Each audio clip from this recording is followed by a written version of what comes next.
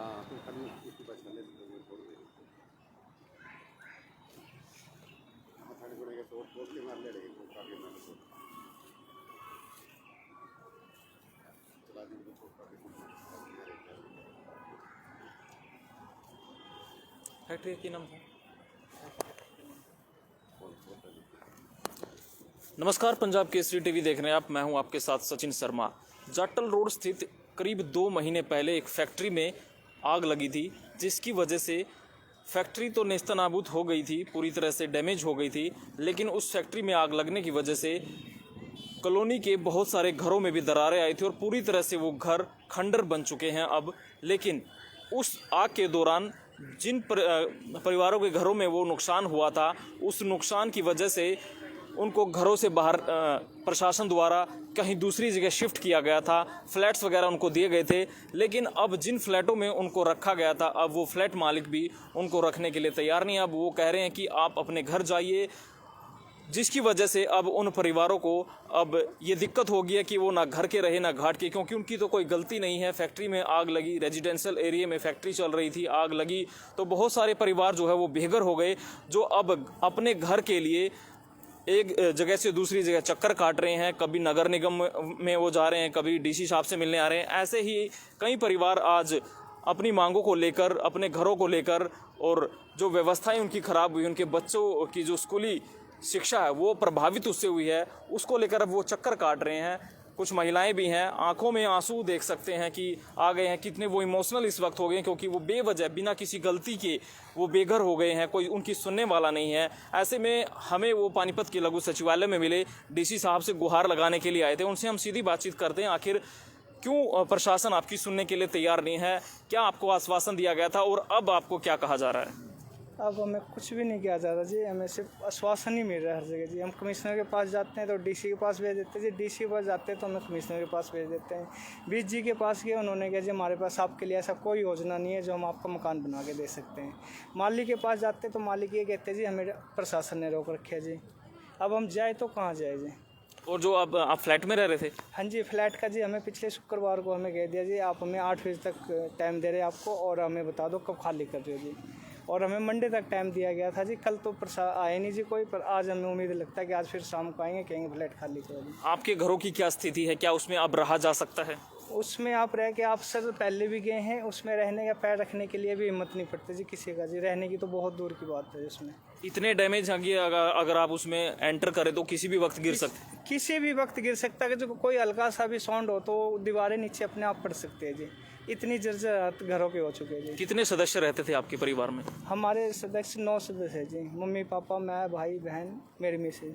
क्या कोई खाने पीने की व्यवस्था प्रशासन द्वारा अब तक हो रही है या खुद ही आप मैनेज कर रहे हैं? नहीं सर, प्रशासन के द्वारा कुछ नहीं, सिर्फ 4 दिन हुए थे शुरू में जी, अभी हम अपना ही करें जो भी है जी। कुछ महिला भी हमारे साथ है, आप क्या कहेंगी? आपकी तो आंखों में आंसू आ गए हैं, जब घर से बेघर होते हैं तो कैसा लगता है? वो स्थिति आप प्रशासन से बताइए कि आप कितने परेशान हैं, क्यों आप उनकी प्रशासन सुनने के लिए आपकी तैयार नहीं है? सर हम तो 2 महीने से धक्के खा रहे हैं, कुछ नहीं मदद हो रही है हमारी।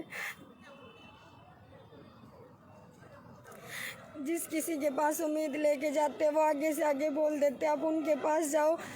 डीसी साहब से कल मिले, उन्होंने कमिश्नर के लिए बोल दिया, कमिश्नर जी से मिले, उन्होंने बाहर आते बोल दिया आप हमारे पास क्यों आए हो, आपको बोला गया था ये मेरा काम नहीं है, डीसी साहब का काम है। अब हम कहाँ जाएं, हर जगह से उम्मीद टूट गई हमारी। और ऊपर से अब दबाव बन रहा है कि आप फ्लैट भी खाली कर दीजिए। हाँ जी, फ्लैट का मैनेजमेंट आता है, बोलता है जी आपके घरों का काम कब तक होगा, अपना जल्दी करवाओ, कैसे भी करवाओ। अब हमें तो यही नहीं पता कैसे काम होगा हमारे घरों का, हमारी तो कोई गलती भी नहीं है। फैक्ट्री विधायक जी बोलते हैं फैक्ट्री मालिक को बेचारा खुद परेशान, अरे हमने थोड़ी परेशान किया, उसकी वजह से तो हम परेशान हो गए। वे बोलते हैं वो बर्बाद हो गए, अरे उनकी वजह से तो हम बर्बाद हो गए ना, अब हम कहाँ जाए। क्या लगता है कितना खर्चा आपका उसमें लगेगा, कम से कम कितना नुकसान आपका घर में है कि आपका इतना रुपये आपको दे दें तो वो ठीक हो सकता है? सर हमारी तो सिर्फ प्रशासन से यही रिक्वेस्ट है जी, हमारे जैसे घर थे ना वैसे बना के दे दो, चाहे वो कैसे ही बनाए, हमें मुआवजा भी नहीं चाहिए, सिर्फ हमारे घर रहने लायक बना दे, बस यही चाहते हैं हम तो। आंटी जी, आप क्या कहेंगी, आपकी लाइफ इन 2 महीनों में कितनी जो है प्रभावित हुई है? बच्चों पे क्या असर पड़ा है और आपके पूरे परिवार पर इस चीज़ का क्या असर पड़ा है? बहुत फ़र्क पड़ रहा है भाई, बच्चों पे भी, परिवार पे भी। बता हम क्या करें, कहाँ जाए, बता। अब तो बच्चों से भी पूछने लगे हुए तुम फ्लैट कब खाली करोगे, बता अब क्या कहें हम उन्हें, उनका जल्द से जल्द अपने मकान तैयार करवाओ, जल्द से यहाँ से निकलो तुम। बता हम कहाँ जाओ भाई, बता। एकदम से जो आफत आई है, एकदम खुशहाल जिंदगी आपकी चल रही थी, लेकिन फैक्ट्री में आग लगती है, और आग लगती है, फैक्ट्री का नुकसान होता है, लेकिन आपने कभी सोचा था कि इस तरह से आपके ऊपर भी एक आफत आएगी? ना जी, हमने तो कुछ नहीं सोचा था जी, हम तो अपने घर में से ही बैठे थे, अपना खा रहे थे, कमा रहे थे जी 2 रोटी जी। बता हम तो किसी ने परेशान ही नहीं करने थे जी। हैं ये मालिक भी नहीं मिल रहा, हमने मालिक मिला है तो उनका डीसी की परमिशन के बगैर तो मैं कुछ भी नहीं कर सकता। डीसी के पास जावा वो नगर निगम में भेज जाता, नगर निगम के पास जावा वो डीसी के पास भेज देता। बता फिर हम कहाँ जाए, हम किससे मिले, किससे क्या करें बता। हैं हम सवेरे निकल लेते हैं 8 बजे, रात को 8-9 बजे जाके घर पे पड़ते हैं। बता बच्चों की सुध नहीं, घर वालों की सुध नहीं, किसी की सुध नहीं, बच्चों की पढ़ाई भी खराब हो रही है। हैं बच्चे बड़े हो रहे हैं, बच्चों को भी छोड़ कैसे आवे, जवान बच्चे हो रहे हैं, आज के टाइम में छोड़ने भी कोई आसान बात होनी है, पीछे छोड़ के आते हैं जी। बता किसके भरोसे छोड़ का उन्होंने। हैं फिर पीछे से वे फ्लैट वाले बोलते हैं बच्चों को तुम कब खाली करोगे, कब निकलोगे यहाँ से। अब क्या करें हम। तो बहुत सारी मुसीबतें हैं, परिवार है, और भी सदस्य हमारे साथ हैं, उनसे भी बातचीत करते। क्या कहेंगे अंकल जी, इस उम्र में आके क्या सोचा था कि इस तरह से ज़िंदगी प्रभावित होगी बेवजह से? अगर आपने कोई वजह होती, आपकी वजह से कुछ हुआ होता तो आप मान लेते, लेकिन दूसरों की वजह से आपको इस तरह की दिक्कतों का सामना करना पड़ रहा है, क्या कहेंगे? बच्चे मैं 75 साल की उम्र होगी मेरी, मैं पैरालाइज का मरीज हूँ, और मैं तो धक्के खा खा के थक गया। ये मुसीबत ऐसी आन पड़ी, बच्चे भी परेशान, मैं भी परेशान, सारे परेशान। ना बच्चों की पढ़ाई ठीक से हो रही बात है, ना कुछ। तो आश्वासन मिले डीसी साहब के पास, हमें वो नगर निगम कमिश्नर के पास भेजते जी, वहाँ जामे वो कहते हमारे पास कोई इसका वो नहीं है, डीसी साहब करेंगे। अब यही धक्के खाते रहे, प्रशासन विधायक के पास जामे वो नहीं, वो कहते हैं मेरे पास कोई स्कीम नहीं ऐसी है, कोई मैं मकान बनवा के दे। हम ये कह रहे हैं भाई जो उनसे अभी नुकसान है आप बनवा के नहीं देख सकते, जितना उसका एस्टिमेट लगा के खर्चा लगा के हमारे को पैसे दे दीजिए, हम अपने आप बनवा लें। ना तो कोई मुआवजा दे रहे, ना अपने आप करवा के दे रहे जी। और मकान ऐसे आ रहे हैं किसी टाइप में भी गिर सकते हैं, और भी जान का नुकसान हो सकता है अगर रिस्क लेके उसमें रहेंगे तो। रिस्क ले होंगे तो सारी फैमिली का वो है जी, रिस्क है, सारी फैमिली दे सकते हैं। कितना नुकसान मानते हैं आप आपके घर में हुआ इस फैक्ट्री की वजह से? फैक्ट्री की वजह से ये मकान आजकल आसान है क्या बनना, 2 मंजिली मकान बनाया है, पता नहीं पैसा कर्जे ले के तो मकान बनाया था, और अब वो ढीला आया कर्जा, तो अब ये फिर आफत पड़ गई है। अब इस टाइम बनवाने से कम 35-40 लाख रुपया लगे जी, जैसे बना हुआ है। जैसे महंगाई का बहुत दौर है, सब कुछ बहुत महंगा है। महंगाई इतनी है जी, कुछ हद नहीं।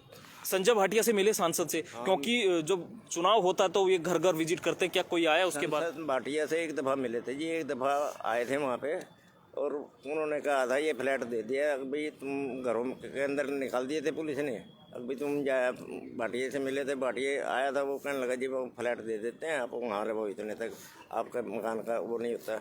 अब फ्लैट वाले भी कहते हैं जी आप खाली करो, अब कहाँ जाएंगे है जी। हम तो सड़क पे आगे, सर्दी की मौसम है, बच्चे कहाँ से जाएंगे, जवान बच्चे हो रहे हैं। जहाँ वहाँ कुछ लोगों की दुकानें चल रही थी, छोटा मोटा व्यापार कर रहे थे, अब वो भी खत्म हो वो गए। भी खत्म हो गया, दुकानदारी भी खत्म, सारा कुछ खत्म हो गया जी, ये मकान और दुकान सारे खत्म हो गए जी। फाइनली सरकार से और प्रशासन से क्या आप गुहार कर रहे हैं कि जल्दी से जल्दी आपका कुछ समाधान? हम तो गुहार कर रहे जी, लेकिन कोई सुनाई तो नहीं हो रही है प्रशासन से, कोई सुनाई, कोई आश्वासन नहीं मिल रहे हैं, बस वहाँ चले जाओ वहाँ चले जाओ। हम तो घूम के 2 महीने से परेशान हो गए जी। आप क्या कहेंगे इस पूरे प्रकरण को लेकर? 2 महीने से ज़्यादा का वक्त बीत चुका है, कोई व्यवस्था प्रशासन द्वारा अब करवाई नहीं जा रही है, ना आपके मकान ठीक करवाए जा रहे हैं, खाने पीने की भी खुद अरेंजमेंट करनी पड़ रही है। आसपास से पहले मिले तब तो आसपास मिलने भी बंद हो गए जी, सच्चाई ये है। क्यों डीसी साहब के पास गए, उन्होंने माँ कर दी कि जेई के साहब उनके पास चले जाओ, कमिश्नर साहब के पास जाते हैं, वो कहते हैं हमारे पास कोई स्कीम ही नहीं है जी, वही करेंगे डीसी साहब, उन्होंने फिर भेज दिया। ऐसा 3 बार हो चुका, इसको आश्वासन कहेंगे क्या? हमारे हिसाब से तो आश्वासन मिलने भी बंद हो चुके हैं जी। जो इस तरह से नेता जो वादे करते हैं हम जनता के लिए काम कर रहे हैं, प्रशासनिक अधिकारी कहती है कि हमें समस्या बताइए हम समाधान करेंगे, तो क्या लगता है वो वादे अब खोखले नजर आते हैं कि वो सब कहने की बातें हैं? अब तो खोखले नजर आ रहे हैं जी, बिल्कुल साफ साफ। हमें क्या फ्लैट दिए गए थे कि जब तक आपका घर ठीक नहीं होता तब तक आप फ्लैट में रहिए। अब फ्लैट वाले कहते हैं हमें तो 1 महीने के लिए कहा गया था जी आप खाली करो, और जो ठेकेदार था उसने पहले लिखित में दे दिया था 105 दिन का टाइम लगेगा टूटने में। वहाँ 105 दिन का टाइम है, फ्लैट वाले कह रहे 1 महीने का टाइम दिया था, इसका मतलब तो कहीं ना कहीं कुछ ना कुछ और गोलमाल है। और जहाँ तक बात नुकसान का है, मकान तो टूट गया, मेरी वहाँ मकान के साथ दुकान भी है, कर्जे का माल दुकान भरा पड़ा था, सबका सब अटक गया। अच्छे मोटे कर्जे में आ गए हम लोग, बेवजह का कर्जे में आ गए। बेमतलब का, क्योंकि एक जनरल स्टोर या कॉस्मेटिक दुकान के लिए सब कुछ करवा होता है जी। और करवे के लिए हमने 5-6 लाख का माल खरीद रखा था और वो सारा माल अंदर करवे का भी रह गया, दिवाली का भी रह गया। क्या लगता है कितने साल पीछे आपकी ज़िंदगी चली गई इस हादसे की वजह से? कम 15 साल, 15 साल। कम से कम। जो स्थिति भाई 15 साल पहले हुआ करती थी, मासूट के यहाँ तक आए थे, आज दोबारा वहीं खड़े हैं। बच्चों की लाइफ पे कितना असर देख रहे हैं? बच्चों की पर्सनल लाइफ डिस्टर्ब हो रही है, ना तो वो पढ़ाई कर पा रहे हैं, ना वो अपना कहीं टिक पा रहे हैं ढंग से, ना ट्यूशन टाशन उनके छूट ही गए हैं। और मेरी लाइफ में तो मतलब मैं आपने देखा ये दूसरा हादसा है मेरे साथ। तो कभी एक 1992 में लगा था प्लेग के कारण, तब सड़क पे आ गए थे, मासूट के यहाँ तक आए, आज दोबारा उसी स्थिति में पहुँच गए। क्या लगता है और भी जैसे पानीपत जिले में अगर देखें तो रेजिडेंशियल एरिया में बहुत सारी फैक्ट्रियाँ अभी भी चल रही हैं। अब इतने बड़े हादसे के बाद भी प्रशासन वगैरह कुछ सूद नहीं ले रहा है और भी हादसे ऐसे हो सकते हैं, तो क्या कुछ कहेंगे इस बारे में? प्रशासन को सूद लेनी चाहिए। सबसे ज़्यादा फैक्ट्री से निकालनी चाहिए रीजनल एरिया से, और दूसरी सूद जो रीजनल एरिया से कब्जे हो रहे हैं सड़कों पर, वो भी हटने चाहिए। सड़कें भी चौड़ी भी घट रही है लोगों की। चलिए, बहुत बहुत शुक्रिया हमसे बात करने के लिए। तो ये जाटल रोड स्थित कॉलोनी जो है, जो फैक्ट्री में आग लगी थी, उस फैक्ट्री के आसपास रहने वाले परिवार हैं जो एक आस लेके, एक उम्मीद के साथ आज डीसी से मिलने पहुंचे थे, लेकिन डीसी साहब कमिश्नर के पास भेज देते हैं, नगर निगम कमिश्नर डीसी के पास भेज देते हैं, तो इधर से उधर ये लगातार चक्कर काट रहे हैं, कोई व्यवस्था इनको नहीं मिल रही है। हालांकि फ्लैट प्रशासन द्वारा इनको मुहैया करवाए गए थे। सांसद संजय भाटिया ने ये वादा किया था, जब तक आपके मकान ठीक नहीं हो जाते तब तक आप इनमें रहिए, लेकिन अब फ्लैट के मालिक द्वारा भी इन पर दबाव बनाया जा रहा है कि जल्दी से जल्दी आप फ्लैट खाली कर दीजिए। अब ये मुसीबत इनके ऊपर आन पड़ी है, कैसे इसका समाधान होगा? हालांकि आश्वासन पे आश्वासन लगातार इनको जरूर मिले हैं, लेकिन समाधान कहीं दिखाई नहीं दे रहा। सहयोगी के साथ मैं सचिन शर्मा, पंजाब केसरी टीवी, पानीपत।